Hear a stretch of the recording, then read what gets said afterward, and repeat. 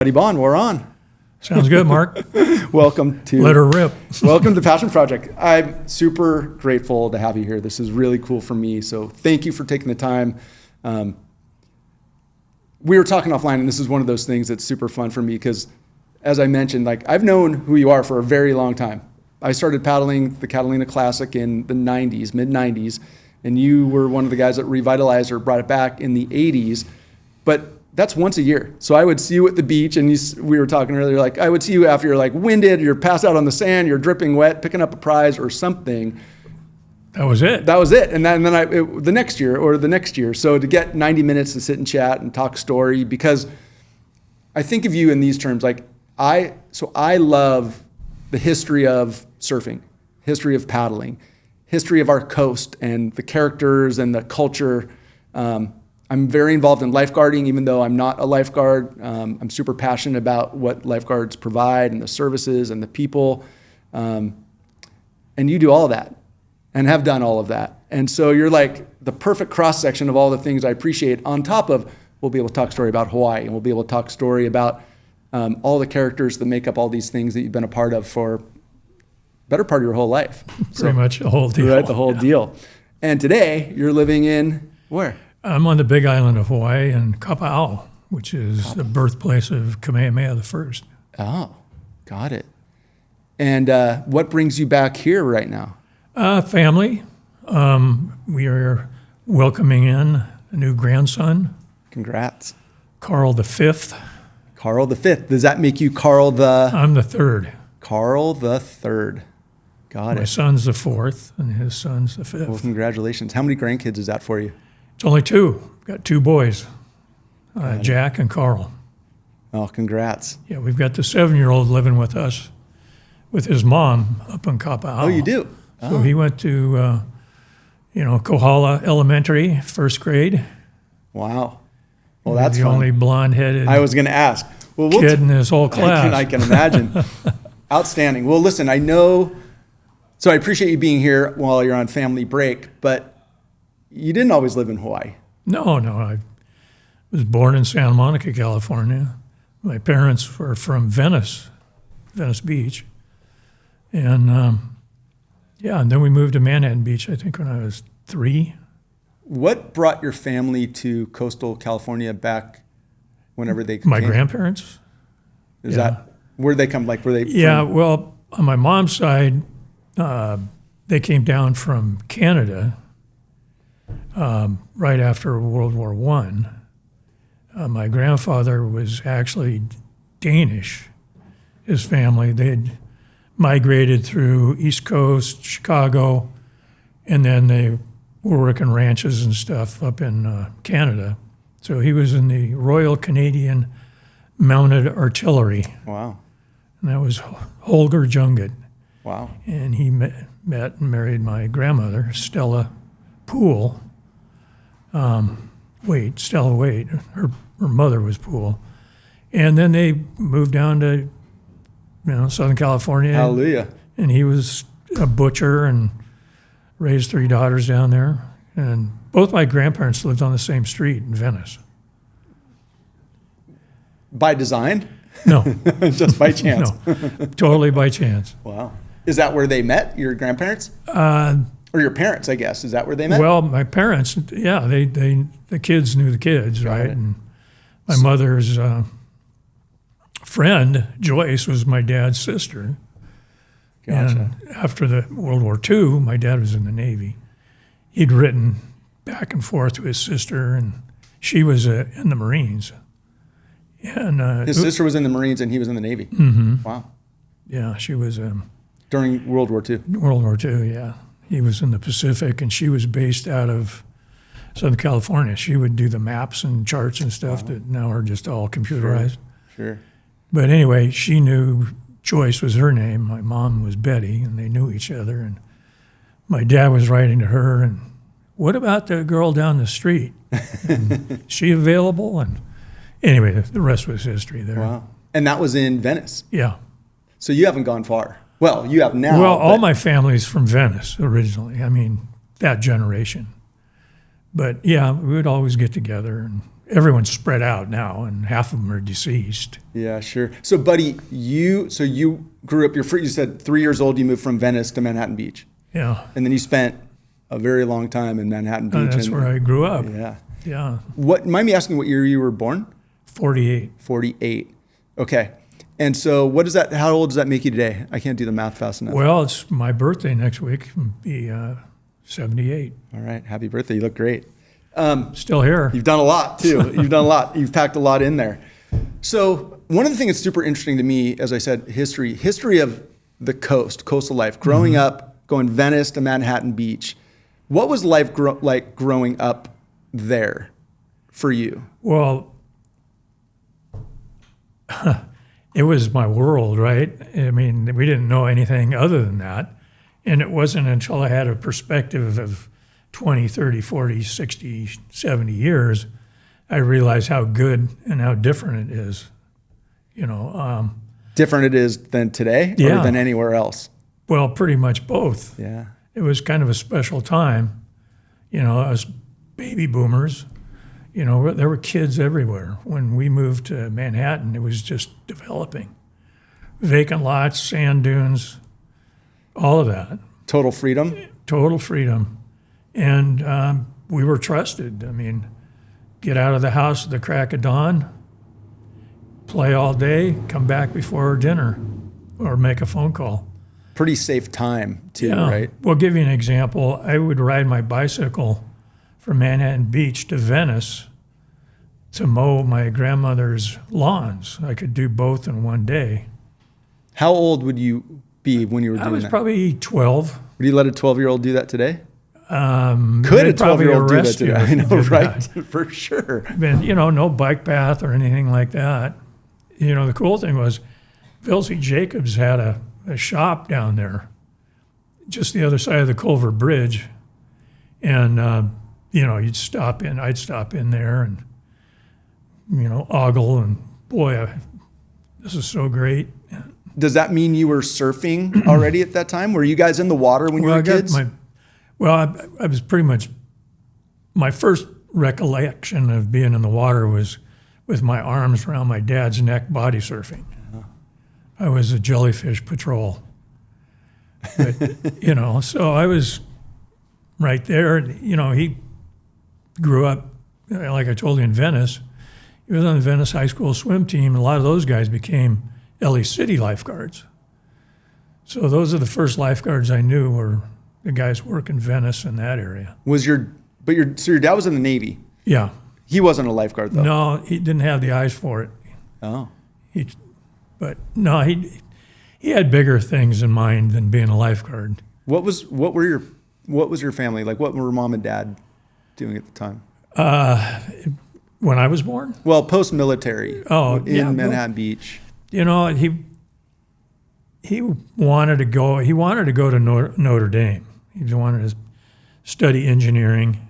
That's what he was focused on, and he was working Douglas. Working aircraft, building, and doing that kind of thing. Mom out of high school, she was had gone to secretary school or whatever they called it back then. She was working in the aircraft thing too. Got it. So it was all war related. Well, it was even pre-war, but they were involved in that. Yeah, got it. They'd done a lot of different things at that time. They had pretty interesting childhoods, growing up in depression and all that. Sure.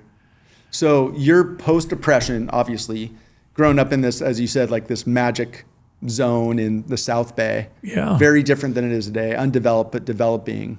Right. And then a lot of kids. So, we roamed in, the sand dunes and the ocean, and we had to prove, in my family, you had to prove yourself as a swimmer before you were allowed to go to the beach by yourself. So we were incentivized to learn early, and they wanted us to. They didn't want to worry about us. Sure. And you were going to school at the time. Were you doing any sports or other hobbies, or were you just? Well, we did everything that was available. We swimming and, just body surfing. Got it. Riding mats. was before we got So you're in the bored. water a ton. You're like, sounds like the beach was. Oh, we could pretty walk to the beach from the house, awesome. And then, and my cousins, they were all into it too. And my Gotcha. cousin Jim, Shelley, they moved up to Zuma way early. It was like my dad thought he was nuts moving out into the country like that. But he had a hardware store Oh, is that right? in a Stellar and Skoog in Culver City. Wow. So anyway, Interesting. that's another Yeah, story. yeah. So just interesting. I love getting the history of what it's like. Pretty Well, I'll tell different, you, right? Since Yeah. we're talking about that area.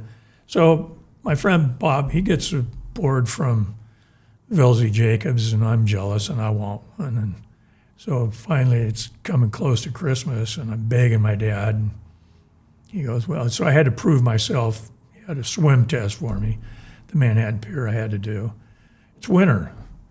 I'm like 11 and skinny. And so anyway, I did it. No wetsuits or anything in those days. Swim around the pier. That was the test. And okay. And so we go down to Greg Knoll's shop on the highway, and he was just converting to foam. And my dad, being an engineer, he said, you got to get a foam board. You don't want a balsa board. So, but I want one like Bob's. No. So anyway, that was the first board. So, we're kids, and we're just getting beat up in the shore break down at El Porto. And he finally goes, okay, we're going on a surf trip. So we throw the boards in the back of the station wagon, and we drive up to, you'll crack up. You go over the Culver Bridge like you're going into, well, you have to walk over there now, but that's how you get into Venice from Playa del Rey. Well, this is before the Marina del Rey was built. So there was a big jetty that went out because that's where Bologna Creek emptied out into the ocean. So that jetty is now the south entrance to Marina del Rey. So that string of rocks there.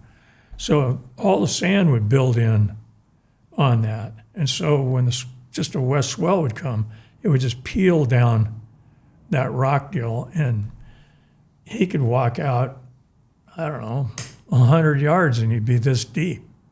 So it was kind of like a Waikiki thing. And he knew about it. And so he took Bob and I out there and shoved us into a few waves, and it's like, wow, we can stand up for more than 10 seconds. This is pretty cool. I can't imagine the old longboards, big, heavy, good boards, but in just full short pound. Like it's the wrong board for the wrong ways, right? Yeah, it was just pretty much take off and go straight and die. Yeah. Well, listen, you mentioned Hap Jacobs, Velzy, Greg Knoll. Those guys were shaping right there in those days. Did you have exposure to those guys? Sure. Well, Greg lived in Manhattan Yeah. Beach.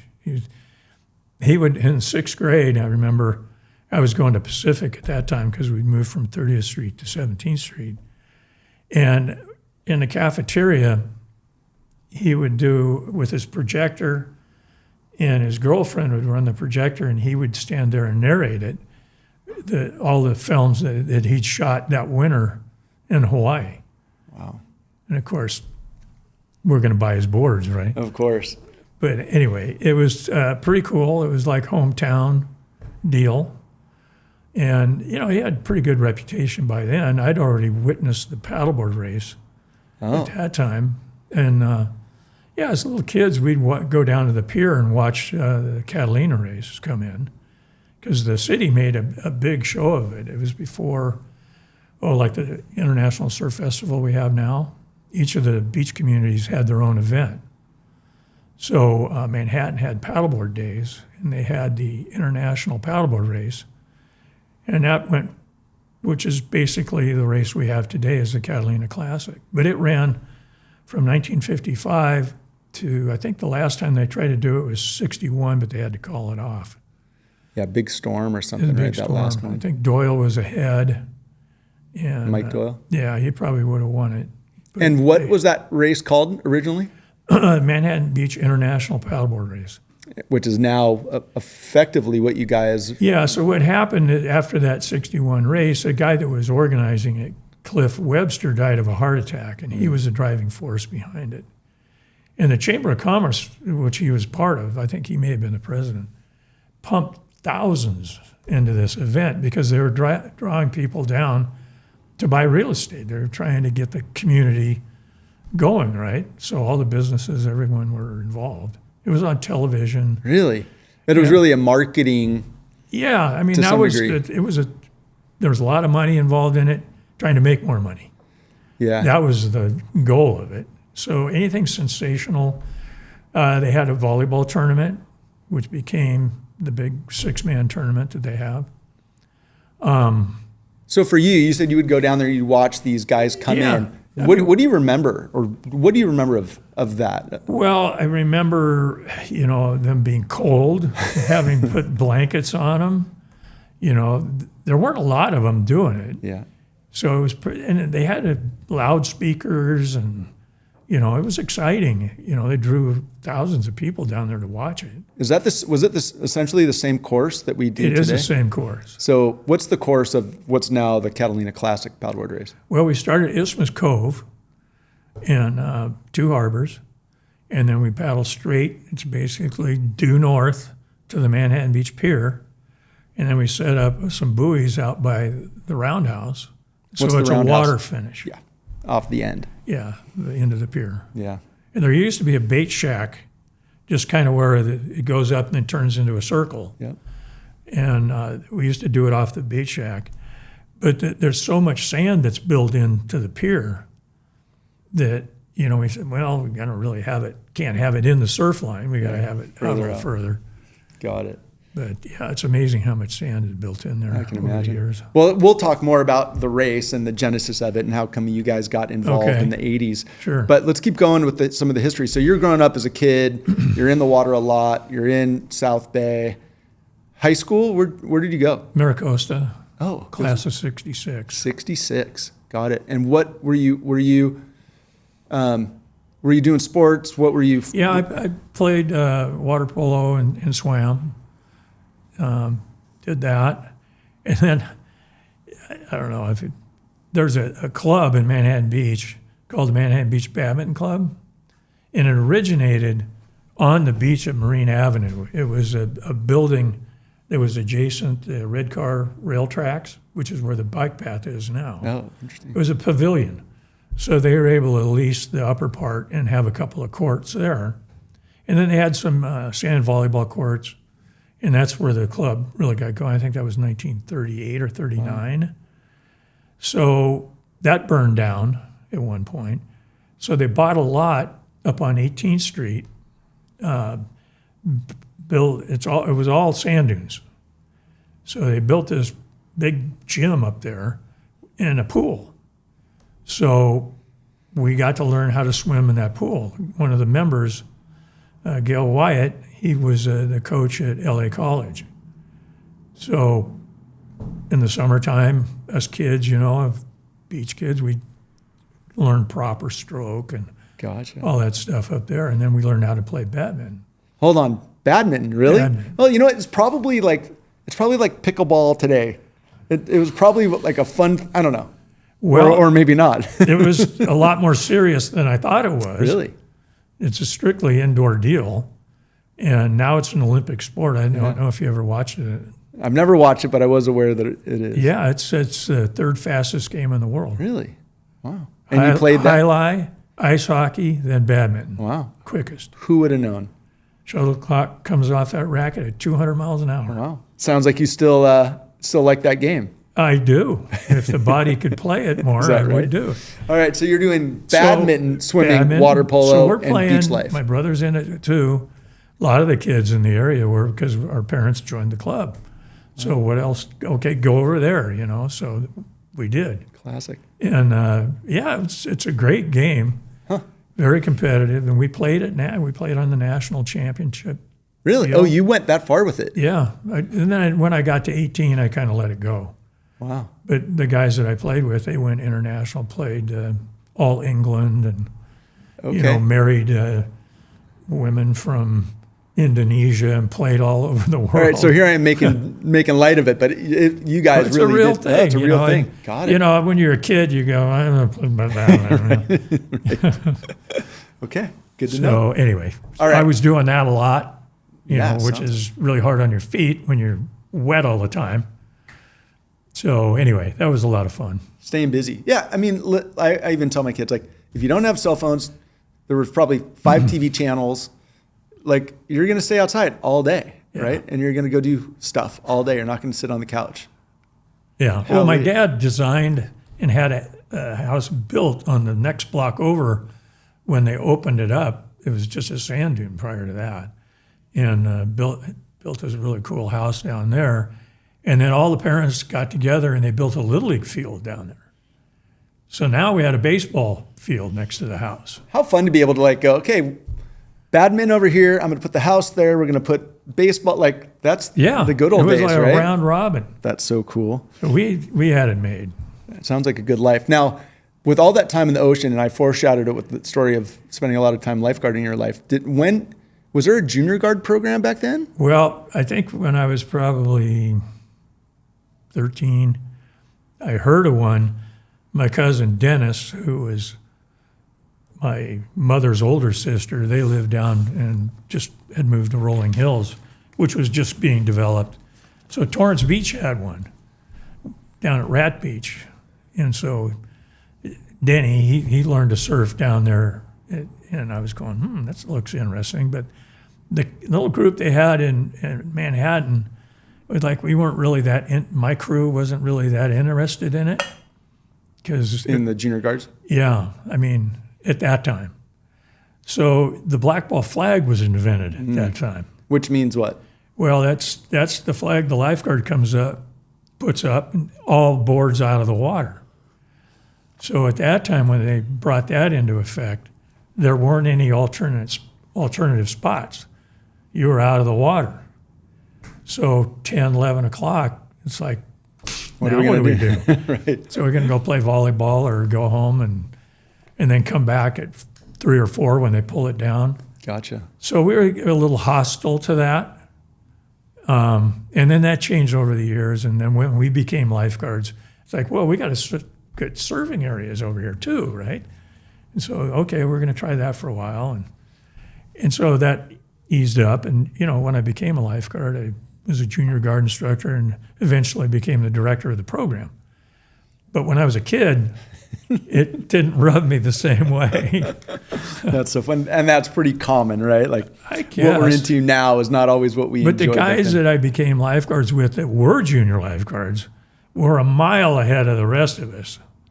Oh, You know, I mean, sure, we knew the waves and all that, but they were already competitive paddling. You know, they were paddling surf mats.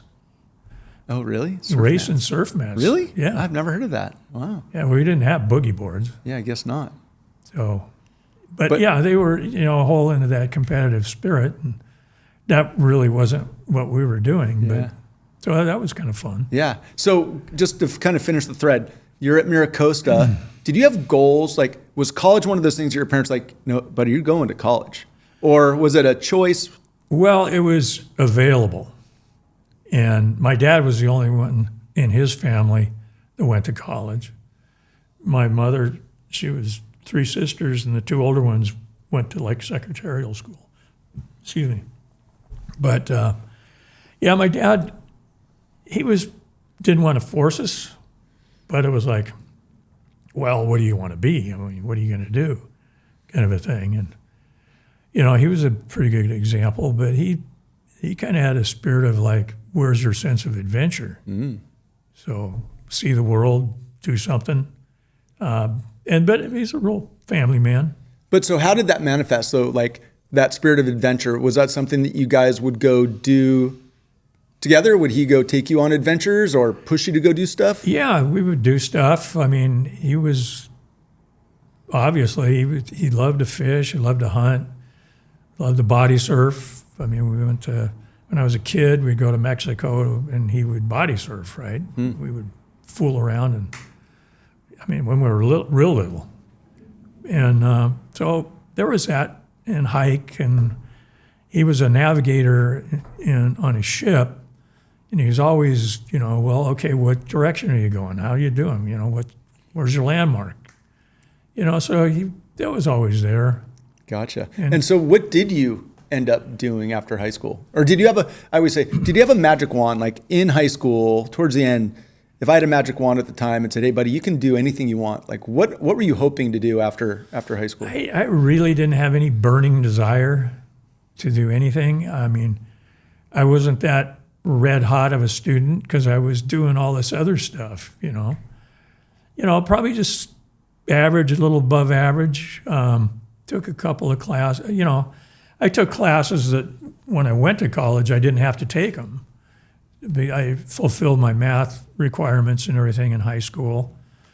And, so there was always some foreign language. It was always kind of, okay, yeah, I'm going to go to college. But so when I got out, I was only 17. And so I was too young to take the lifeguard test. But that 18. Was at the time, that was your goal to get. It wasn't even my goal. It was just everyone was doing what you it. Do. Maybe I'll try it. Didn't have any real, I got to do this. Yeah, got it. So I didn't. So you're 17, you're not old enough to take the test. What'd you do? No, well, I worked construction. I got a job over at Sears in the electrical department, and then spent a lot of time surfing. So I wasn't lifeguarding, I was surfing.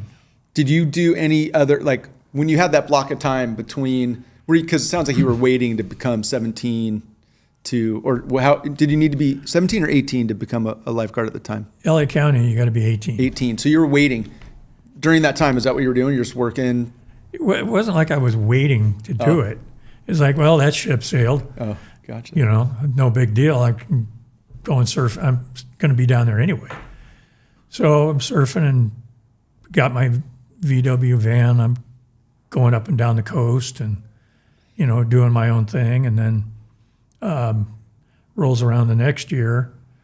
I went, well, shoot, time to go to Hawaii. Oh. So that summer, or just before summer, I was at El Camino College and still playing competitive badminton, surfing, swimming a little bit. Wasn't on the swim team at that point. So me and a couple buddies, we went over to Hawaii. And Why Hawaii at the time? Went into Honolulu. It was summertime, so we were kind of hanging around. Was there an allure of Hawaii for surf? Was that definitely? That's what it was. Definitely.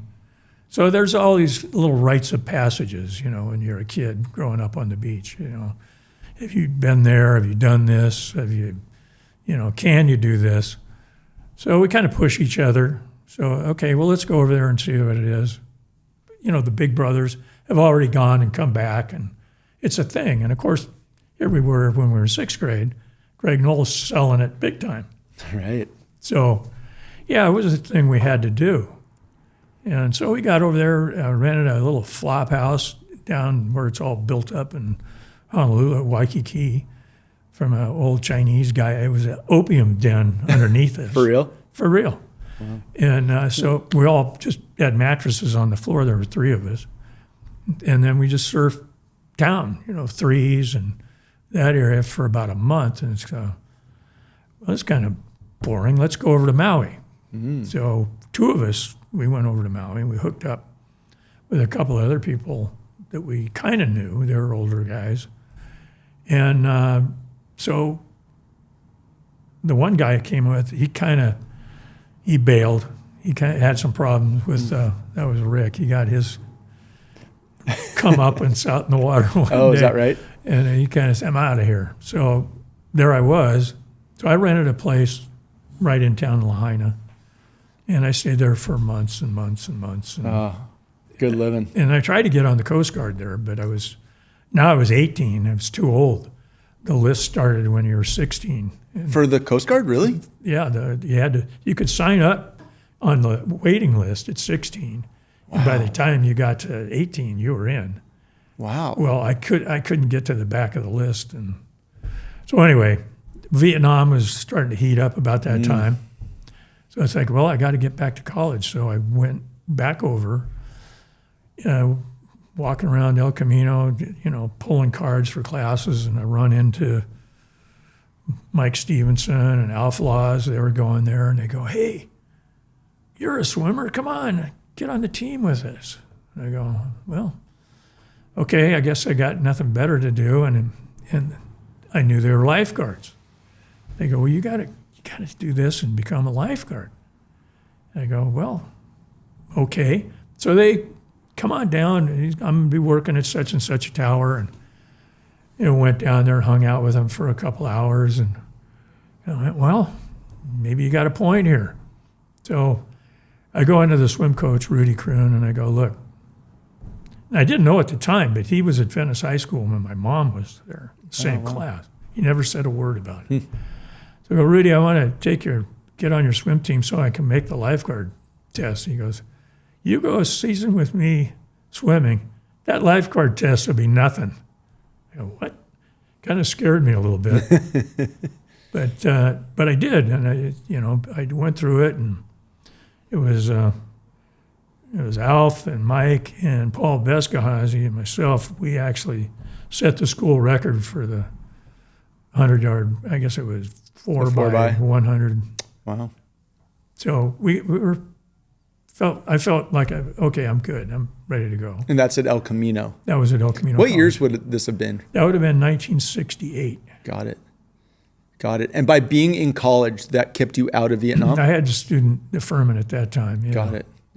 So, yeah, I got on with the guards. I did really well in the first test, did well in the rookie school. And this was L.A. County? L.A. County, yeah. Gotcha. I went and took the city test just for drill. Actually, Mike Stevenson did it with me. He was already a county guard. His dad was the chief lifeguard at that time. So we went and did that. That was at the Coliseum pool. And I was kind of going, well, should I do this? And a guy that went to school with my dad, who was a lifeguard now, he was an officer in LA City. He goes, buddy, why do you want to do this? It's all going to merge together anyway, and you live in Manhattan Beach. Why do you want to have to do this? So I go, hey, Mike, forget it. I'm going to stick with the county stuff. Did you end up staying with county all the way through? Yeah, my whole career. How many years? 38. Wow. Thanks for your service, buddy. I mean, that's incredible. It was quite a career. You did a lot over that time. I mean, I can go through the list, but I mean, the number of things listen, I didn't say it at the beginning, but it's a quote that I'm going to say here because as we go into like your career of lifeguarding and the role that you've played both in guarding and in paddling that we talked about, there was a quote, super simple one that I found that I just thought was super, super fun, but it was this. When talking about who you are, because, this is the quote, Buddy Bohn is one of the most influential figures you've probably never heard of. And unless you're in the lifeguard service or the paddling world, that may be true, but the things that you've done, buddy, like, can you tell us, like, walk kind of quickly through the roles that you played in your career? We'll stop along the way, but like, you've had many different titles and roles, and I know that's how it works in the services, but like, you've done a lot of stuff. Yeah, well, to answer to the Charlie Brown factor there, I don't know whether it's the Nordic, Scandinavian part of my family, but bragging is not allowed. Everyone's like, do it, don't talk about it. And so that's kind of how I was raised.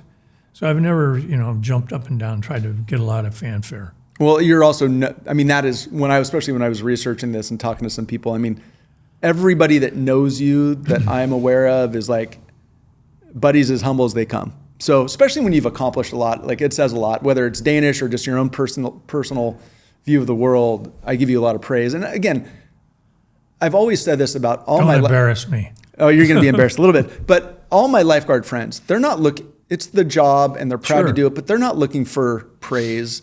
I always said, like at the finish of the Catalina Classic or any of the big paddle races, the people on the podium they're the ones giving praise to everybody else. Like, I love that about the paddle community, and everybody in public service seem to be in that way of deflect. Yeah, and me too. That's my point. And yet, people that have done a lot deserve some recognition for all the good work. And you've been very recognized, and we'll get there as well. Yeah. But where do you want to start? That's really the question. I'm just going to go through a quick little list. Like, tower lifeguard, rescue boat crew member, junior lifeguard instructor, senior lifeguard, lieutenant captain, section chief. And then here's another quote. Over nearly 4 decades, he became one of the most respected leaders within the organization. And then within that, I know that you were very involved with lifeguard competition and the junior guard program. As you said, you were involved, and then you ended up running it. And then we talk about prone. So maybe the bigger questions are, what did you had a lot of choices, and it wasn't like you had this, you kind of said, I didn't really have a goal to be a lifeguard. You're like, it's kind of what you did, and your friends invited you in, and here you are. And yet 4 decades later, you retire from it, very celebrated. Why? What was it about it? Well, I think it's pretty much everything I've done. When I get into it, I get into it. And it's not like I'm seeking it out. Sonny Watermen, I mean, another one of my mentors, so to speak, I'd talk to him about stuff, and he would say, that's an opportunity. I go, well, okay, what's that mean? Well, get in there and find out, pretty much. And so as things came up, I was always looking for something maybe to make it better, if I could, or at least to try it. So I didn't just lock into one thing. I always went, oh, well, that looks interesting, or I wouldn't work just one area. I'd go to try to work another area and kind of expand my horizons, learn more about different aspects, learn the different people. So I always had my eye on, the bigger picture. I didn't just focus on, hey, this is my beach. I'm going to stay on this beach. I'm going to be in abalone forever, and love it. And guys do it, and I think that's great. But that wasn't really in my DNA.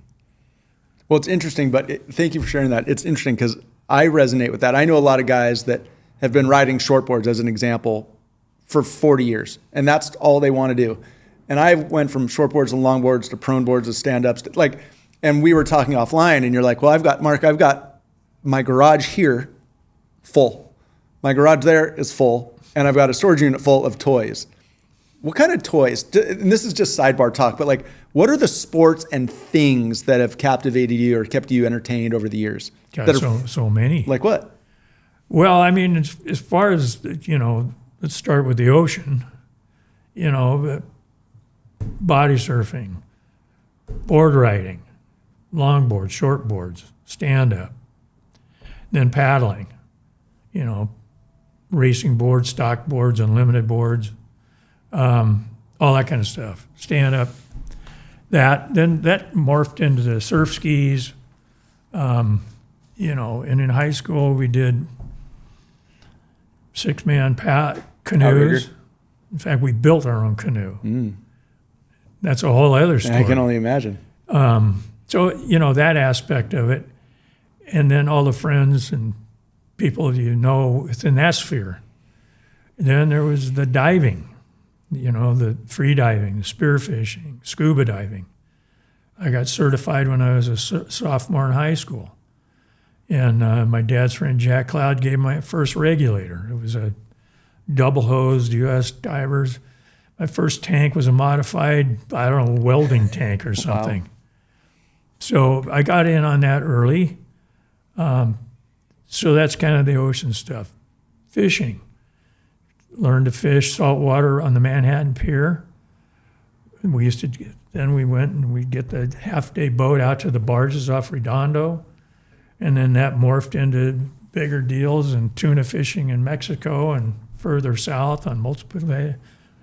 Fished all up and down the coast. And then there was the freshwater fishing. Same guy, Jack Cloud, got me into fly fishing. Good buddy of my dad's. We went off and learned how to do that. Fly fished all over the place. Still have all the gear. And you edge up or you age up or you get your equipment more, accumulate more stuff. So that was that. And then I got into hiking and rock climbing and all that kind of stuff. And then my dad and my grandfather, my uncle, they were all hunters. They were bird hunters, duck hunters. So where Marina del Rey used to be, an estuary. And there was a duck club out there that my grandfather hunted in. So when I was big enough, I became a retriever. And then I think when I was 11 or 12, I got my first shotgun, and I would pal around with my dad and his friends, and we'd go out to Indio, and which all that is totally different now. And, we would dove hunt, quail hunt, and so I was involved in all that. So all that requires equipment and knowledge and gear. And time. And time. So, I was occupied. I was interested in all of it, and I wanted to get as good as I could in everything I did.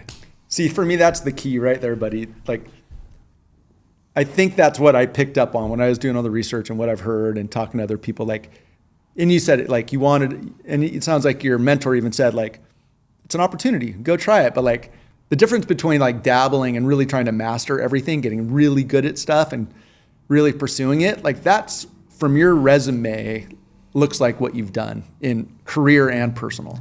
Yeah, I've always tried, try and try and try.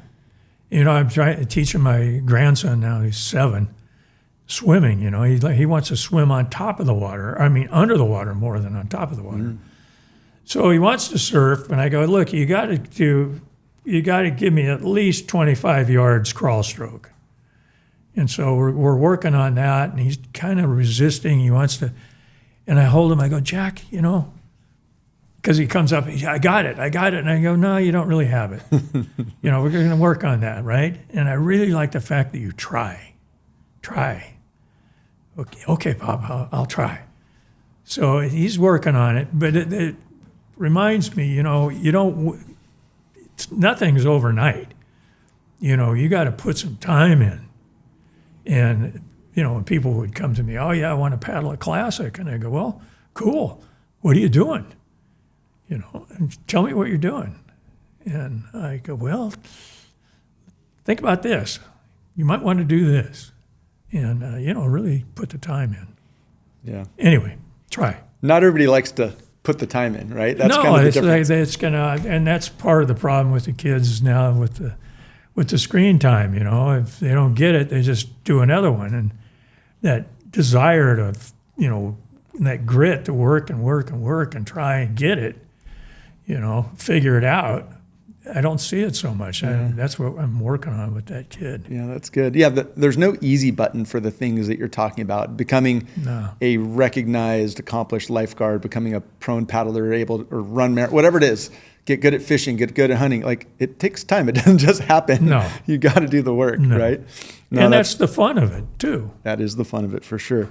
Well, listen, there's a cross-section of lifeguarding and sport. We're talking about the two, which is the lifeguard competition, Right. which you also were in the middle of too. Sure. Can you talk, and you did a lot of international travel on this. Can you talk about a lot of people probably don't know about it. Lifeguard competitions, what that looks like and where, because I know you were doing stuff in Australia and elsewhere. Can you talk a little bit about that? Well, not only that, we were hosting people from other countries coming here. Fun. So, you kind of get that two-way deal. In the beginning, I was part of the Lifeguard Association that we would host. And it's like, okay, well, you've hosted one or two. How about going?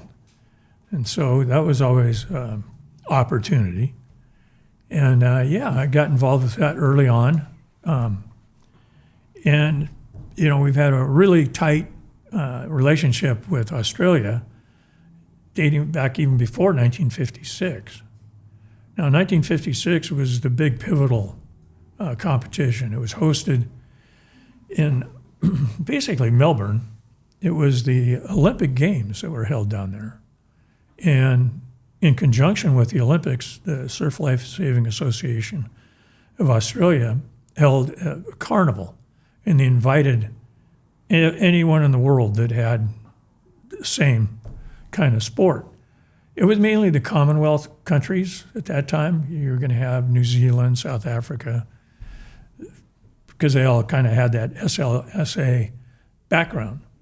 And so Surf life saving the Americans, background. USA had a team. Of course, Hawaii wasn't a state then. They had a team. And there was a lot of mingling in that. So that was a real pivotal one. That was the first one. And Did it have a name? yeah, well, it was the Surf Life Saving Internet. Carnival. I don't know the official Gotcha. off the top of my head. But anyway, all the different equipment shows up and all the different, ideas. And so the use of the rescue can, the torpedo buoy that we use, the different events, how we're going to do these. They worked all this stuff out. And the Americans and the Hawaiian team, they brought their surfboards with them. So the classic surfboard of the time, you call it a Malibu chip. And so, you had Toms on. What was a Malibu chip, just for anybody that doesn't understand Well, what that it is? was Matt Kivlin, I think, he was noted for it. It was kind of the modern surfboard at the time, about a 10-footer, pretty much a classic longboard shape. What material?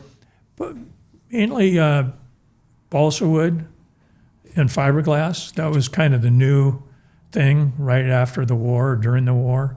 And there were versions of it prior to that where they were experimenting with different stuff. Got it. But so anyway, they bring their boards with them.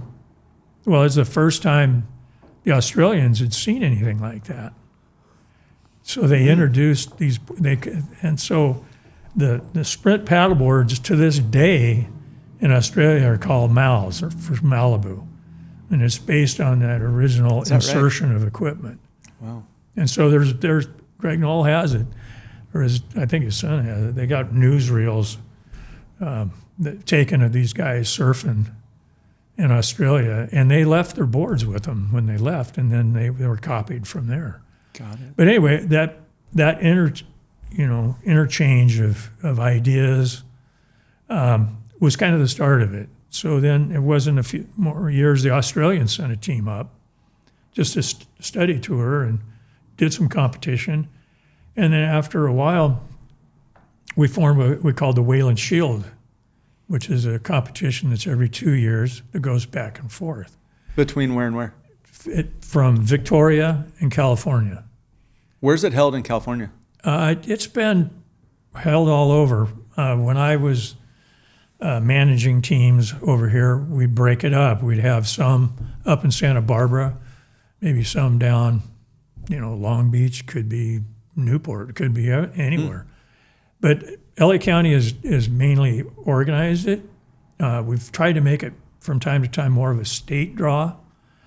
The original team that went down in '56, Tad Devine was on that team. I think he was from Newport at that time. But it was a pretty good cross section. It was mainly And what were they competing in? What are paddle sprints. Okay. And the Australians had only one board at that time. It was a 14-foot hollow board. And they really refined that board.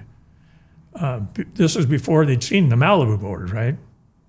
So the Americans brought down, Mike Bright had a board that Velzy made for him. It was an 18-foot unlimited board that that year he'd set the record at the Diamond Head race. And he also set the record for the Catalina race. This is in 1956, 57. So they had the unlimited boards, which were really impractical for a surf race. Right. And then they had their surfboards. The Aussies had what they called their longboard. And that stayed in as equipment along with the Malibu board right up until about 1981, 82. They started phasing it out. And then they just went with a Mal. They just shelved the 14-footer. Interesting. Now, Bob Burnside brought one back with him along with the surf ski. They traded boards, basically. Here, take my Malibu board, and he brought his board back. So to segue into that, in 1982, when we did the race, it had been dormant for all those years, from 61 to 82. We're talking the Catalina Classic now. Now we're calling it the Catalina Classic, and we can get into how we started that. I got a hold of that board from Billy Robinson, had it up in Malibu, and I said, I'm going to paddle the channel on that board, that 14-footer. He's been hanging on his wall, so I take it down to, he said, sure, go for it. So I took it down to Eddie Talbot, ET Surfboards in Hermosa, and I said, can you guys make this watertight for me? And can Gumby put a fin on the back? Is this like a Kookbach type Yeah, board? it's a hollow wood board. Okay, so this is like the Tom Blake style Yeah, but shape this is from- like Tom Blake times 10. You know, they'd really Super refined. They'd refined that whole Gotcha. thing. Because that Blake design went all over the world. Sure. Anyone could build it. The plans you get from, Yeah, it was in Popular Mechanics or Yeah, something, one of the right. magazines, right? so they built a bunch of them. So you didn't, I'm jumping ahead, but when you paddled, this 14 you're talking about is a way more refined 14-footer. It's not a full kook box old Well, style. it probably weighed 30 pounds, 35 pounds. Now you pick up another, Yeah. like a rental board from Avalon, it might Yeah. be 50. Sure. You know, anyway. Yeah, it was a decent board. I mean, I didn't think it was a dog, but, you know, it wasn't anything like Vilsey was going to start making or Joe makes. You know what's amazing? It seems like there was a prone paddling dark age, because I recently got to go see it, and I had a picture on my phone for years of a Quig, 1958 Quig Unlimited board with a rudder, hollow. Right. It is spectacular. Spencer Crowell has it down here on Lido. It's Yeah. part of it's his private collection. It's Well- unbelievable. And then when I started back up in the 90s, the boards were tanks. And I'm like, what happened? They went from these incredibly Works of art. works of art, exactly right, to I still have my board, my Joe Bark board from the 90s. It was built in the end of the 80s, and it's a monster. And Joe saw it. He's like, that's a monster. And Yeah. so I'm like, what happened? Again, the race stopped, and so did the technology. And it took a while to come back. Well, right? that's exactly what happened. I mean, after, 61, all the surf contests, big surf contests throughout the 60s had a paddleboard race in it as well. And some of them had savvy enough to make, 12-footers that could handle the surf. And, Doyle was good at it. Corky Carroll was good at it. I mean, these guys were good knee paddlers. They're sprinters. You know what, buddy? I heard an interesting story. I had Chris Morrow in here. Chris was editor at Surfer Magazine. He works at Surfing Heritage and Cultural Center. Very much a historian. And I never thought it this way. He told me that the earliest surf competitions were more paddling competitions than surf. He's like, you think about it, the boards at the time, because one of the first ones was here at Big Corona, he's like, they were mostly paddling out and back, and there might be some wave riding. Did he tell you how the race went? How it went? No. Do you know? Well, yeah, they'd start like a race, and they'd paddle out through the surf, and there was a buoy, like at Corona del Mar, before the harbor been, all that on the other side. They'd go out and turn, as soon as they turned the buoy, it was who caught the wave and rode it the furthest to shore. And that's the guy who won the race, or he was the surf champ. Oh. Like Whitey Harrison, these guys that's how they were competing. So thank you for that. I think most of us think of the early surfing as surfing, like modern surf contests, as riding the waves, even though they were on these big kook box kind of old planks. But what you're saying is it was a paddle race out and you caught a bump in and you tried just to connect the dots all the way in as fast as you could, which is more like Australian surf racing, right? When you're going out around the triangles and you're catching waves back into the beach as fast as you can. Well, that's our paddleboard race. That's our national race. The sprint races. Yeah. It's a mile. So it's a pretty good triangle. But there's a lot of strategy to it. Oh, I'm sure. And that's the Wayland Shield? No, that's the national, our USLA, our United States Life Saving Association. That's all grown from our National Surf Lifesaving Association, which was basically centered in Southern California. And now that's a whole other story, how we've developed that nationwide. But there are standards for competition that go all the way down regionally to locally. So the equipment, everything is designed on a template that you could go anywhere in the country and you have that same Got it. standard. Got it. So for anybody that's not familiar, and I know we're nerding out on prone and lifeguard racing here, but it's the stuff, sorry, that's what I love. So that we're going to talk about. So at this time, we'll get back into the Catalina Classic. So you're doing all this, you're a lifeguard, ascending through the ranks, doing all these different things, all these opportunities that are coming your way, while doing this, the surf racing, the USLA racing that you're doing internationally and locally. And in the early 80s, you and I'll let you talk about your cohort that decided to bring back the Classic. Let's go there. We'll keep talking about your career. I'll give you the genesis of that. Yeah, let's do it. Okay, so I'm also involved in the Lifeguard Association at that time. And our P.O. box is in Manhattan Beach. And I live close to the P.O. box. And my friend Gary Crum, who's also involved. And we're taking turns picking up stuff. Now, the Manhattan Beach Chamber is right there in the post office. So we're passing through there and everyone's waving and, we're all involved in all this other stuff, right? Well, Trudy Smart, she was the executive for years there. And every now and then she'd come out with this folder and go, hey, and stop us and go, this is your guys' race. Here, I want you to take this. And we were going, we're really busy, I'm sorry.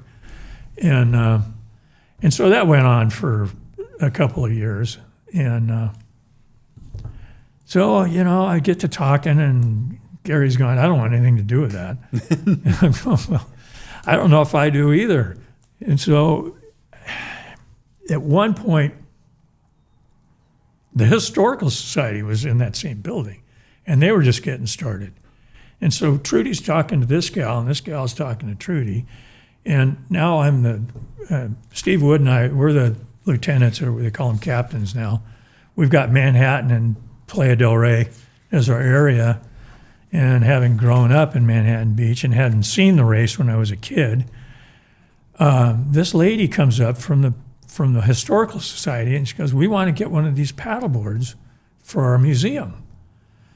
And so I knew my friend Weldon Gibby Gibson, who was also a recurrent lifeguard. He also had his own insurance brokerage. He's like 10 years older than me. So I go to Gibby, I go, how am I going to get one of these boards? So we start calling around. I go around the community. No one wants to give up their good boards. You mentioned them, they're like works of art. Hobie made some, Quigg made some, Blake made some. They're fabulous. Then Velzy made some. And no. Well, finally, Gibby gets one. Bill Bragg up in Ventura had one. And somehow it just appeared at the station. So I call the gal up. And so I'm talking to Gibby and he goes, what do you think?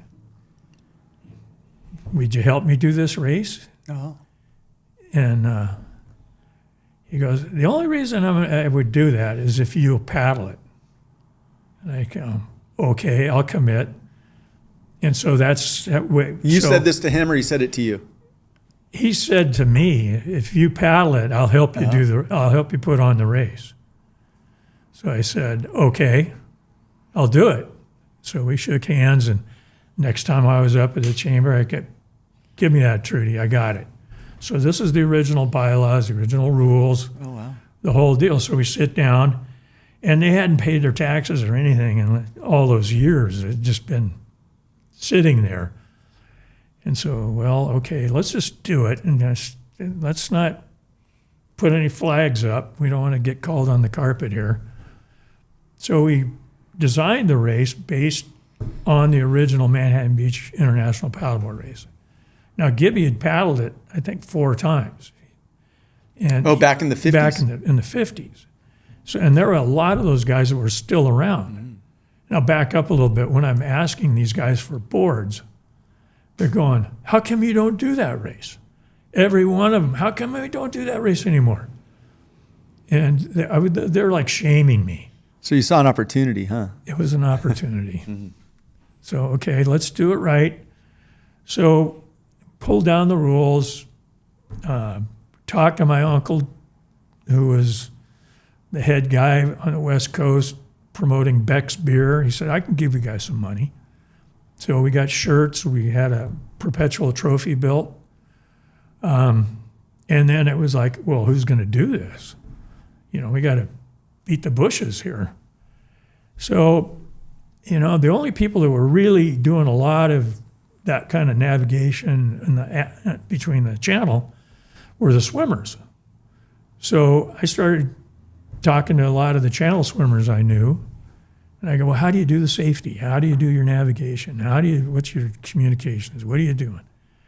And Mickey Pittman and his boat said, okay, we'll guide you on the first one, because they do a lot of the channel swimmers. And some of the guards that had been escorts with the swimmers said, oh, yeah, we can do that. So we got 10 of us together, and there were 2 women. And we went over the island, not much fanfare. But then guys on the beach side were going, this is great. This is all coming back. So they started beating the band. And a guy who had been kind of the voice of our surf festival for years, Jim Graham, said, oh, let's get the PA system down there. And, So as soon as people started hearing that you were doing it, you had a lot of attention. Like, so people wanted to be part of it. Oh, well, this is pretty cool. So I didn't know if this was going to be one and done or what, and I got that old, hollow wood board that came from Australia. And I'd been paddling back and forth on my rescue board to get in shape to do it. And one of the guards that was going to do it, Kip Jurger, he and his brother had a board company, and he went out and had Cal Custom Yachts build him a beautiful 18-footer, nice board, tiller, the whole deal. Wow. And everyone else just winged it. Whatever they could find. Whatever we could beat out of the bushes, pretty much. And so that was the first year, and we had a ball. I mean, out of the 10, I think, we had 9 finished. The one gal dropped out, and so with 10 and with 2 women, that was 20% of the race was women, and they're all swimmers. They were all gung ho. So we, went up to La Paz restaurant and up the pier. We had our awards banquet thing, and shelved it, and and a few months later, it's like, well, you're going to do it again? And it was like, well, what do you say, Gibby? I did it. Well, let's do it. He said, yeah, come on. It was kind of fun. So the camaraderie already started to build. Guys were going, well, if you did it, I mean, I can do it. So the next year, we doubled it. We had more people. So we finish up. We're on the beach. Up on the pier walks my old high school coach, Larry Bark. His son, Joe, had just done the race. It was the second year we did it. And Larry's going, hey, that's great. And Joe comes out of the water, and I go, Joe, great. He goes, that's the most fantastic thing I've ever done. I'm going to do it every year. I didn't even know if there's going to be any more years, but I'm going to do it forever. And I go, that's okay, calm down. Cool, glad you're stoked. About that time. Hold on, how many years did Joe Bark end up doing it? Well, he did it every year after that. Yeah, he's done it like 32 times. Until I think last year, he said that's enough. And then Jack went out last year and 2 years ago. Well, Jack had been doing it. Yeah, he's done it too. And his daughter's been doing it, and I mean the family's totally Big invested time. in it. Yep. And so we're down there. This is the second year, so 83, and come walking up the berm. It's Barney Briggs and Dale Velzy, 2 old Hermosa Beach guys. And Dale puts his arm around me and he goes, buddy, you just put me in business again. Oh. So he started making the boards. Now we're going to get a decent paddleboard. And so that took off. And within a short time, Joe started making them. And then there were 4, 5, 6 other guys that were making them. And so the equipment went from like the remnants, the scraps that have been dormant for 60 to 80, 20 years of not much. But I will say in that time, there was what I call adventure paddling.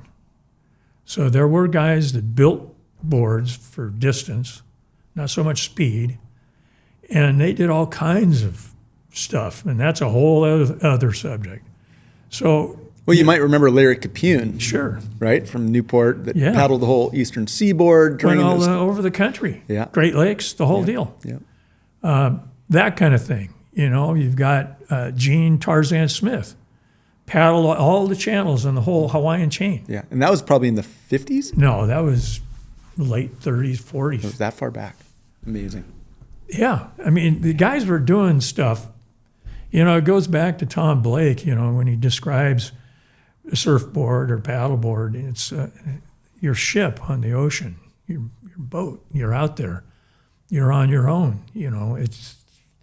It's poetic the way he wrote it. And it's true. I think anyone who gets into paddling, I think the race isn't really what's in your head right off the bat until you start competing against your friends.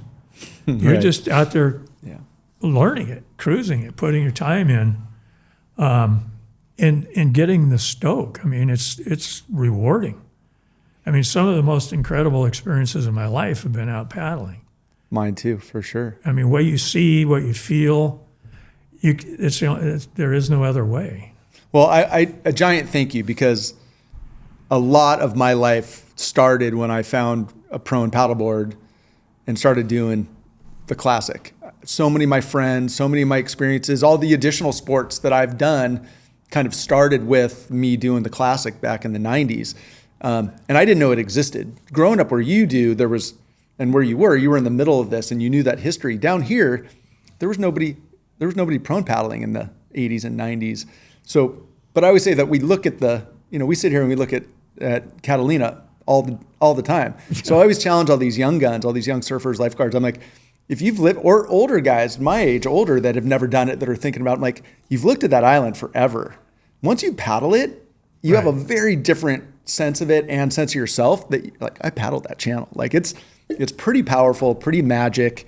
And I've met tons of my friends. In fact, tons of my friends are South Bay guys, because for all the years I was training, there was very little down here. I'd go train with everybody up there because there's such a community of it up there. Yeah. Now it's gotten really big, which has been fun. Yeah, well, that's probably one of the biggest rewards of starting this up again, is to see the growth in the sport coming from that dormant state to, growth, and then just bam, take off all over the world.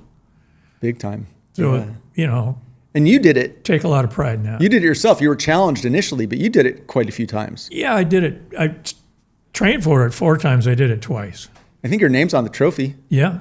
Well done. It's on there.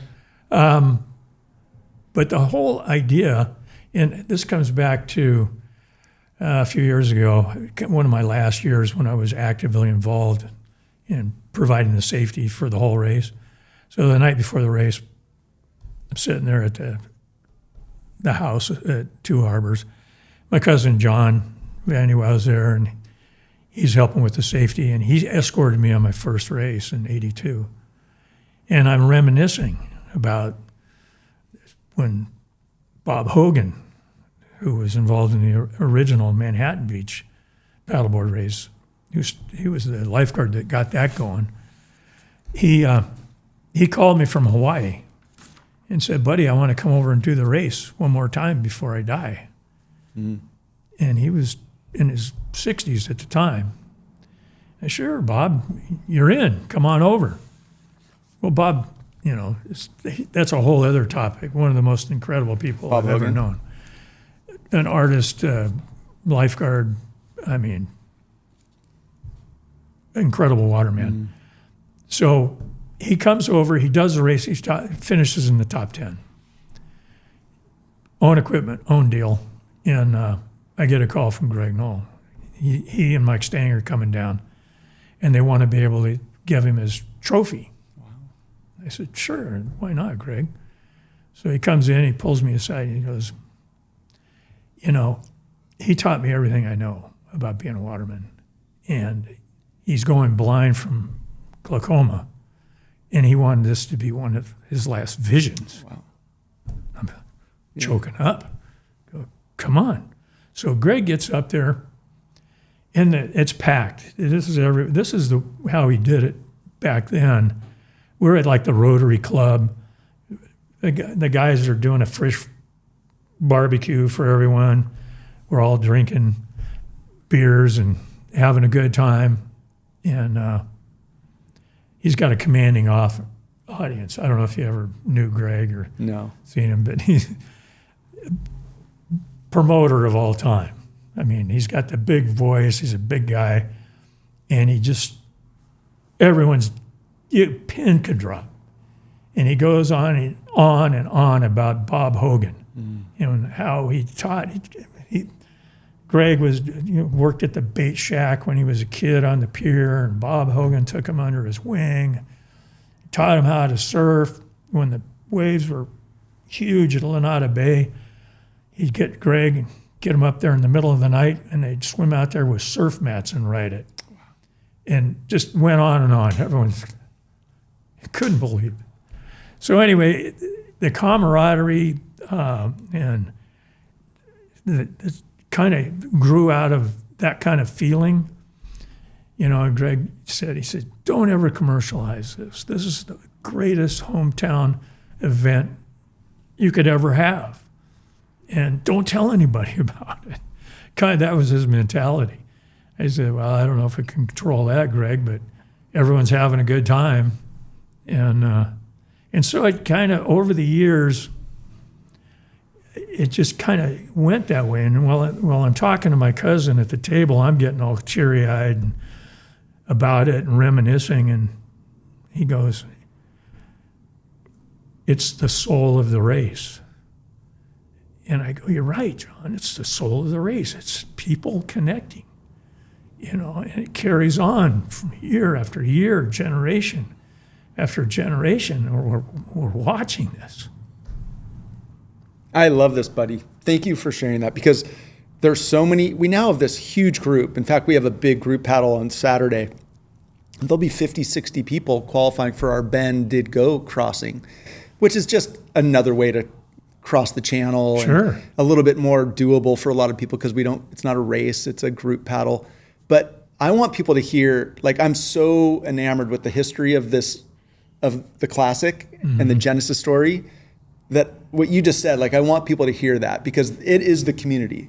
And there's some people that are getting super competitive. They'll start with the Ben, and then they'll go, I'm going to do the classic. I'm going over to do Molokai. But I want everybody to learn the history is the community. I know people that got into prone that really didn't mesh with that. They were more hardcore, aggressive, football. And I'm like, no, this isn't football. This is paddling. It's a different mindset. You can go hard and you can go fast and whatever, but at the end, it's a community. And it's such a killer community. And to your statement about the soul of it, I got to hang out with Dale Velzy a number of times. I got to hang out with Mike Eaton a bunch of times. And then next generation down, people that I hold in high regard. I get, Joe Bark's become a good friend. And it's magic. And it's all because of the Catalina Classic. Well, I think it brings out the best in people, or it could be the worst. And the worst, they usually don't come back. But the best, they hang on. And, it surprised me early on that people wanted to do it year after year. And it was that sense of soul and stoke that motivated Gibby, me, and then the other guy we can't forget here is Steve Fairbrother. Oh, we love Steve. Steve's been involved from the get-go. And, that whole tribe that developed, guys that took over different parts of, helping run it year after year after year after year, it just became an automatic thing after a while. Meanwhile, our wives are going, well, is this the last one, boys? Right. Because our garages are full of everything, and we're we're taking a lot of time away from our families. And so anyway, it's been a real rewarding labor of love. You know, it was really heartbreaking when Gibby got throat cancer and died. And his wife died the year before, you know, so it was a tough time. Has that been 10 years now, give or take? I think it's been longer than that. Gosh, time flies. I mean, it's like me. I tell my wife, yeah, I think that happened last year. No, that was 5 years ago. Yeah, I resemble that comment. I totally get it. But yeah, that's, I think, something important that, you know, there is that camaraderie. And that's kind of the ulterior motive when we were getting this going, because it's not that kind of a competitive thing. It's like, hey, you want to come paddle? Well, how far are you going? You know, are this going to be a half hour or 5 hours? Whatever you want. We had to figure that out, you know, the hard way.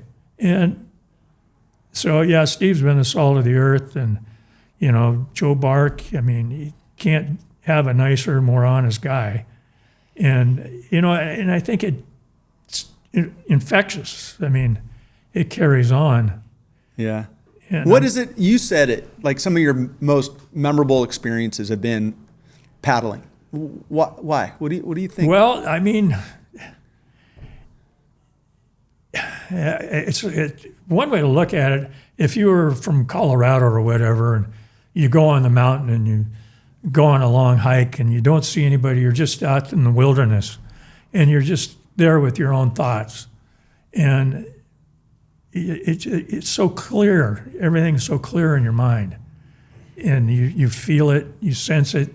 Well, that's the closest thing we have, is to paddle out on that ocean out there that's available to everybody and experience what you could experience in that mountain. So, for example, when I was at guard in charge down in Manhattan, I kept my paddleboard in the garage and said I'd get off duty at 5, and the guys were going to be working until 8. You know, I'd take off. I'd just go west, you know, and then beat into the wind, because you're always going to have that afternoon westerly wind. And I'd go quite a distance, you know, probably depending on how much time I had to get back to the family, I'd go until dark. And I'd flip around, and then I'd just ride the railway, you know, bump after bump, and just cruise and just beat it. And I remember one time, it was twilight. The pier lights were coming on, and I was probably a good half mile from the pier towards the Marine. And I had this sense somebody's around here. No. I sense something. And I'm paddling and paddling. I just come right down this swell, and right out from the nose of my board, this mako shark just takes off with this bonita in its mouth. It just went airborne for about, 20 yards, it looked like, and just boom, disappeared. It happened, boom, like that. And it was the most awe-inspiring thing. I just that's the coolest thing I've ever seen. And it just happened like that. I love those stories. I think we all have them, right? I hope so. I mean, I'm guessing, like I always say that my favorite thing is Saturday mornings way offshore, because we'll be paddles out the harbor mouth down south, being somewhere off of Corona del Mar Laguna at sunrise or shortly after sunrise with a couple friends. There may be a dolphin, there may be a whale, there may just be a killer sunrise, but like you get this view, like it would be no different than being off Palos Verdes early in the morning. Right. Like, it's spectacular. And I'm like, all those people on land, they don't get to see this. They don't get to experience this. And you're under your own power, and you're out in nature, and there's just all the magic that comes with it. Well, you just take off by yourself, you know. I'd leave the beach. Hey, see you guys later, and then off the horizon. That's so cool. Well, listen, again, thank you so much for bringing it back. Has it been surprising? It's been 40 plus years now since you guys kind of revived the Catalina Classic. Well, yeah, 42 years into it, I said, look, I need to find somebody to take this over full time. And, you know, we've had different directors that have been helping, and I've been sometimes the figurehead, sometimes more active, but I've consistently been the guy on the water doing the safety. And that's kind of from the beginning. As a lifeguard, I'm going, okay, now we're getting more and more people into this. this has got to be a safe event. No one's going to die in this event on my watch. And so I stayed involved with it all those years, primarily for that. And other people were doing more of the organizing. One of our last directors, Francesca, she worked several years with her husband, you know, really putting a lot of energy into it. And, you know, Kyle Daniels, Tom Allen, everyone has stepped up over the years and done a lot of the grunt work. I mean, Steve, I mentioned him, he's been there all along. And yet you have all the volunteers. Like, I think of Joe Bark all those years to be out there cooking that goes back. There's people that nobody's getting paid a lot of money to do this. Absolutely. But it's passion for the event and the culture, and it's a once a year thing.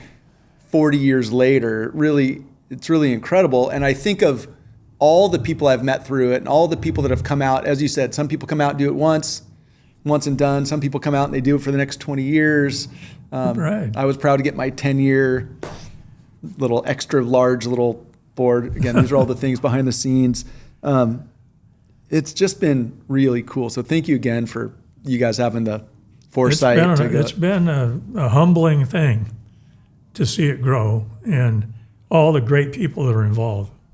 And and you never know what you're going to get, right? To your point on safety.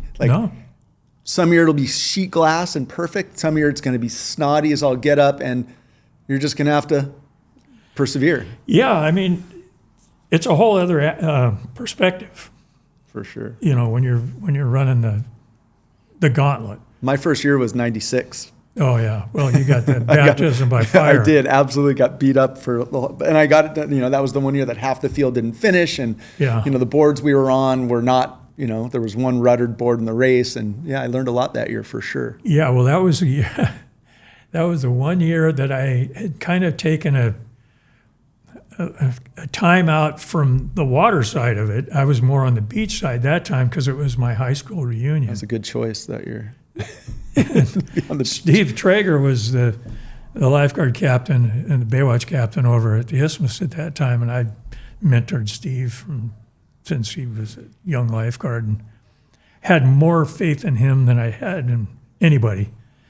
And I begged him to take on the safety part of it that year. He had to take a day off and do the whole thing. And he said, I'll do it. So it's like the day before. So he's on the island, and I'm getting ready to go to my reunion, and he calls me and he goes, this is a big Chubasco coming up. He goes, this is something else. There's big wind. I go, well, what kind of wind? Well, the picnic benches are being blown off the sand here. And I'm going, well, that doesn't sound very good.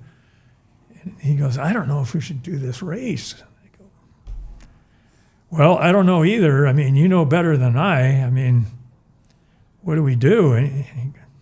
So we mold it over. And I go, well, look, you can start it. We can always scratch if it gets crazy. I mean, everybody's got to come back at some time anyway. And I kind of conned him into starting it. He really didn't want to start it. Well, listen, it was I felt like I truly, for me personally, I think I was 26. And after that, I'm like, that was terrible. I got it done. I think I can do anything now. Well, if I can do that, I can do anything. You could do anything after that. It was a big accomplishment. Well, I tell you, I'm down there at the finish line feeling guilty as hell, knowing that half the field had to drop out. And I swear, there were a couple of guys that came out of the water looked like they'd been worked over with a 2x4. Yeah, that was a good year. That was a challenging one for sure. Well, listen, during all of this time, doing the Classic, you're still, again, ascending through the ranks, doing all the different things, junior guard, leader. There's just some of the roles. You were president of LA County Lifeguard Association, right? Coach and manager of International Lifeguard Competition we talked about, ocean safety consultant for major events, ocean safety advisor for the lifeguard organizations in Hawaii.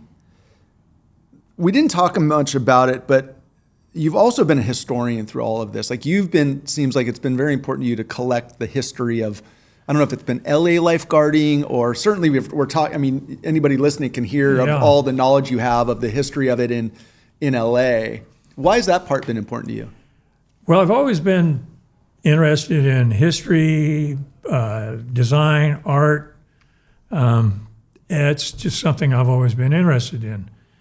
Now, what was it? 1978, Newport hosted the first World Lifesaving Congress, where our organization, our National Surf Lifesaving Association, was trying and considering expanding more, not only in the United States, but more affiliation with Australia, New Zealand, all these partners that we've been dabbling with over the years. So the powers that be decide we're going to have this Congress. And Buddy Belshey was still around. I swam around the Buddy Buoy a bunch when I was a kid. Larry Gibson was kind of my counterpart. He was, I think, a lieutenant at Newport at the time. Anyway, they hosted this Congress here in Newport. So our national association, I was a representative, one of the representatives, educational officer, whatever you want to call us. We had a team of about 12, and everyone was going to have a topic. And so they were passing it around and said, who wants to cover the history? And I go, well, okay, I could do that one. So I had two topics. I had victim detection, and I took on history. And I said, well, what do you mean history? So I expanded it, history of ocean lifeguarding in Southern California. So we were a little bit over a year out planning this. So this would have been, I guess, 76, 77, right in there. And so I go back to county. I start getting out whatever I can find. I start talking to a lot of the old timers, and I knew a lot of them, having worked with them for years. Oh, you got to talk to so-and-so. Oh, you got to talk to somebody else. So at that time, I was a relief lieutenant with me and Sonny Watermen down at Avenue C in Redondo.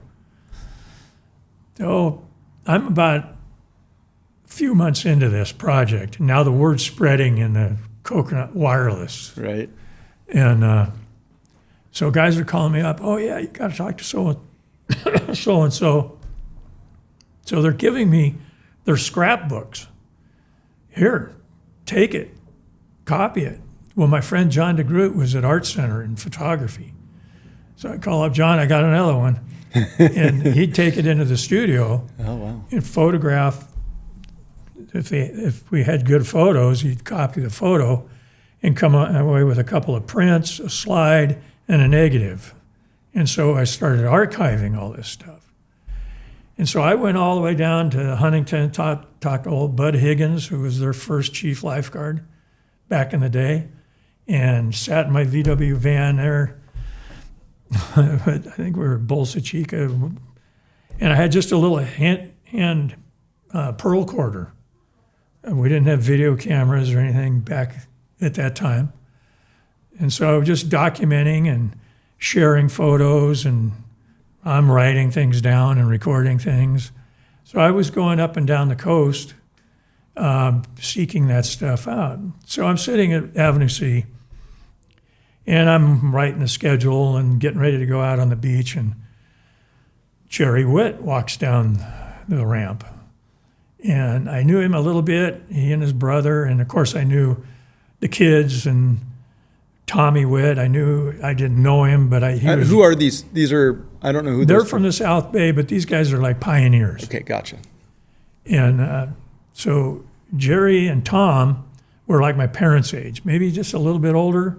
My dad was born in 20. So yeah, Jerry would have been, God, at that time, he was in great shape. But they were the history of. Yeah, so he comes down, he goes, hey, I was talking to your old man. He said, you're doing this. And I got this scrapbook I want to share with you. Cracks this thing open. It goes back to 1906. Wow. 1908. There's Jerry and his brother Tom next with George Freeth in between them, and a couple of handmade surfboards. I thought you were going to say Duke or someone, because it's that same era. Same era, pre-Duke. I mean, Freeth mentored Duke. Yeah, sure. So anyway, they swam at the Redondo Plunge. They were like his little acrobats. So then it just went this whole thing, all these pictures. And so we copied that. And so we had that story. So where does that all reside now? Well, when I retired, it was in one archive, and I'm not sure where everything is now. It's been a long time. Gosh, that sounds like it needs to go maybe even like Surfing Heritage and Cultural Center. Well, a lot of it, and when these guys are giving and sharing this stuff, they go, this is just for the lifeguards. Oh, but it's so we don't want this in the public domain. Really? Oh, it seems so much bigger Now, some of than that stuff has gotten out in there. Gotcha. And, all these people are deceased, and, the relatives are sensitive to it. And so when this stuff comes out, I'm going, okay, where'd that come from? Got it. But, it was rewarding so anyway, make a long story short, John has got all these slides he's made. And so now I've got a kind of a storyline. So to do a multimedia show back in those days, it was slide projectors with a dissolve unit and a synced-in sound system. Yeah. So I had an hour-long show, which was too long, but I broke it up. I had an intermission. So maximum slides in a carousel, I think it was like 120 or 40 or something like that. Two of them going at the same time. How many years? Sorry to interrupt, but how much have you? So you've compiled this history of lifeguarding, in Southern California, from early 1900s. I took it from the very beginning, from 1906 to up to that point in the 70s, and I broke it down into 10-year increments. That's so cool. And then I synced the music of that period. Oh, that's smart. Into well, I hope that segment ends up being in a format that can be consumed by whoever the consumers are at some point. Because again, I understand the sensitivity to it, but that's the stuff. It's so powerful. And let me use that as the basis. Lifeguarding today, there's a lot of discussions going on right now trying to get lifeguards to be recognized as first responders in areas that they're not. Lifeguards, we just had this giant swell over the last couple of weeks, and it's all over the news, is the number of rescues being made up and down the coast. Mm-hmm. Do you think lifeguards are getting the recognition and the support deserved? Well, I think it's come a long way. I mean, we just travel in the wake of the guards that came before us, or paddlers. And they've done a lot.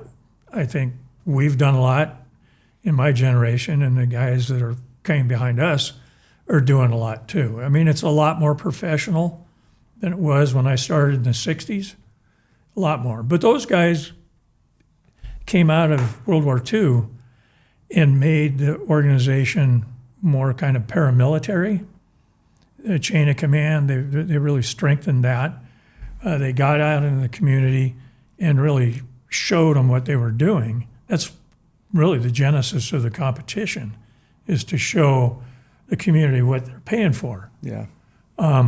And I think that's what happens. I mean, the good side of, there's so much positive news right now, again, in the wake of this huge surf, of the role that lifeguards play and how, think of what would happen if they weren't in the position they are. I think LA County's been probably at the forefront of pushing the professionalism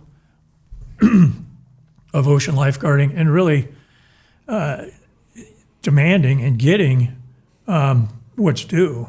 I mean, we had to fight tooth and nail, but I mean, the guys that came before us established a parity letter in the Board of Supervisors that gave us the same salary and benefits of sheriffs and firefighters. This is going back into the 60s. Wow. So when we were forced to morph from a kind of a fraternal association into an actual union and a bargaining unit, that was a huge leap, one that a lot of us were really uncomfortable with. But it was survival. We had to. We were being forced to do it. Got it. And we went to the mat on it. Well, and it sounds like, again, going back to whether it be opportunity or necessity, like it seems like you've put yourself in the middle where you saw the need or again, opportunity, need, whatever it may be throughout your career. Well, we ended up there. Yeah. And I'll never forget that day. I got the call into our director. That we were our own department at that time, Department of Beaches, and our director, Dick Fitzgerald at the time, called myself and Gary Crum again into his office, and he said, "Boys, I got something I got to tell you. I can't represent you in salary and benefits anymore. You got to represent yourselves." And we went, "What the heck does that mean?" Yeah. And so he goes, "Well, here's a phone number. Call this guy." And we had to learn from scratch. We had all these AFL, CIO people. "Oh, we want to represent you. We want to do this. We want to do that." And we would sit down with them and walk out of the meeting. We had different guys on our executive board, Tom Vereen, Dave Story. And we go, "This guy doesn't have any clue what we're doing. Yeah. He doesn't know what we're doing. How can he represent us?" So we hired an attorney that represented the fire guys and the sheriff guys and kind of schooled us on what to do. And we went into the fire, and man, it was tough. Well, it sounds like, and that's what lifeguards do, right? Like what you guys do. Well, I won't go down that hole. There's just so much, and I'm so grateful for what you do and all your years of service. We're getting close to the end, and a couple things that I think shine a light. Like I'm wearing a shirt right now, which is the Catalina Classic statue. Amazing. Which, again, is now at the base of the Manhattan Beach Pier, commemorating this race that you guys revived. That's now been going on for 45-ish years. Right. And that's got to feel really good. It's so cool. Well, yeah. First of all, it's a miracle that it happened. A lot of hard work. Well, yeah. And Tom Horton called me up a few years before this all happened. He says, "Bud, this is what we want to do." And I go, "Well, it's the classic. I'm uncomfortable trying to do that, to blow our own horn. But if you guys want to do it, great. We'll do whatever you want us to do." But I said, I've worked this beach for 30-some years, and good luck. I've worked with permits from films to you name it, and just trying to get one of our substations rebuilt. And act of Congress. To go through all the hoops and everything, and you're going to build that on the beach? I said, hats off to you, man. I'm going to give you all my prayers. Well, and they did, and I give them huge praise because I know how much work that is too. And so if anybody goes to the base of Manhattan Beach Pier on the south side, this killer statue commemorating the Catalina Classic going back I think it's cool. To Tom's way of looking at it, it's to commemorate everyone who's done that paddle and to inspire people to do it. Now, our bylaws are all about promoting the sport of paddling, what we call prone paddling, and developing youth in paddling. So our mission statements are very close, and we're thrilled that they're promoting what we're promoting. It's really cool again, from the 10 of you that paddled in 1982 to turning people away. There will be 115-ish people this year. Everybody has to qualify. Like it's renowned. It's a worldwide renowned. It's the grandfather of prone paddling. So that's one. It's the thing. It's the thing for sure. And then the second thing, I want to give you the personal praise that you received a Lifetime Achievement Award for your years of service back in 2011, right? Which has got to feel really good for a guy that doesn't like to brag. I get it. It's a really nice light to have shined on you. So congratulations for that. It's because it's voted by your peers. It's voted by all the people who have received the award prior. That ballot comes out, and you can nominate people, and so I was recognized for all those different things I did. You did a lot. Yeah. I think the junior lifeguards probably bringing that back Do we have a few more minutes? Yeah, and I think everybody on here that's heard me, we do a lot to try to support the junior guard services. We love it. So let's talk about it, and maybe we'll end on that high note. Yeah, well, I kind of didn't really diss it early on, but when I was a kid, it wasn't a Right. thing. Yeah, sure. It was like, oh yeah, well, they're not cool like us, because we can build a fire in the trash can over here with our boards, and you guys got to march up and down the beach over there.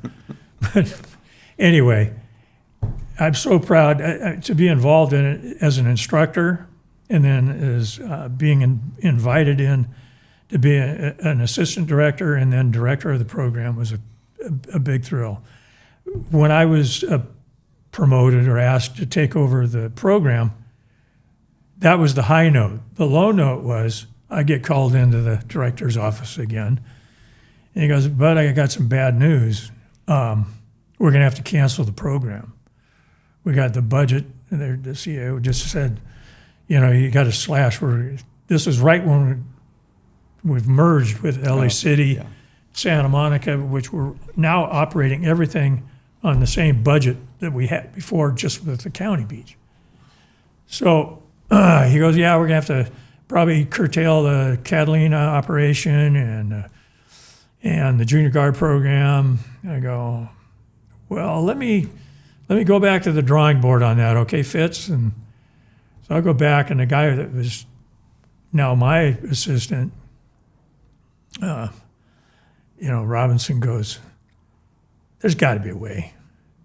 So I talked to some of the city guys that they had a program, and we need a Friends of the Junior Lifeguards. We need to do something like that. So we start talking to some of the mothers, some of the key mothers, and mothers go, "Well, why don't we pay more for it? We can pay." It was like $7 for the summer or something at that time. So, okay, well, let's think about that. You talk to the other ladies and see what we can do. So we worked it out. We figured, we came up with a number, $55 for the program for the summer. We could pay for the instructors if we get enough kids. So we kind of float that balloon, get the call, have a meeting with the mothers. They come from Malibu, they come from San Pedro, they come from all over, and they all somehow know each other. And they go, letter writing campaign. So they get on the deal and they start writing the Board of Supervisors that they want this proposal to have a self-supporting program. They're all in. So they're inundating the Board of Supervisors. I get the call. I'm back in the director's office. He goes, "Okay, call it off. You can have the program. You can have the program." So we established the first self-sufficient, self-supporting program in LA County, and it was a junior guard program. Why was that so? Why is the junior guard? That's super cool that you guys figured it out. Why was it so important for you to do? Why Because junior everyone guards? wanted it. But why? What's it provide? Well, I mean, it's probably the greatest opportunity for a young person to fall in love with the ocean, be self-sufficient, recognize trouble. They get their confidence. They're junior lifeguards. I mean, we have all kinds of testimonials where they've saved lives or brought a dangerous situation to the attention of the authorities or the lifeguards. It's a lifetime thing. Yeah. Well, and it's been a lifetime thing for you. Yeah. Super rewarding. Amazing. Super Buddy, rewarding. honest to goodness, I feel like we could go all day. There's so much I would love to go down the rabbit holes, and there's so many I would love to talk more about Hawaii and family and all that stuff, but I think you just nailed it. I just want to thank you for your service and thank you for your leadership and following all these opportunities that came your way, including prone paddling, international competition, the junior guards, and everything you did in between. It's really been an incredible story, and I'm truly, really grateful because I only knew bits and pieces of it, mostly related to the prone. I didn't know all this other stuff. It's really a pretty incredible story. Well, I mean, like our friendship, it was that camaraderie through paddling. I mean, it's the people. I mean, that's why we do what we do. I think My friend Mark Cunningham from Hawaii nailed it. Somebody asked him one time, to quote him, well, what do you do? And he says, well, I help people and I save lives. I mean, that's what we do. Hallelujah. And we get paid for it. Not all the time. No. But anyway, Buddy Bohn, you. Thank you so much for this. This is Sure. awesome. And again, for everything that you've done. Hey, it was my pleasure, and I couldn't do it alone. This is all It's a team one sport. big family, whether it's the paddling, the lifeguards, surfing, whatever it is, that's the joy of it, right? Hallelujah. Yeah, All right. Thanks so much. you bet. Awesome.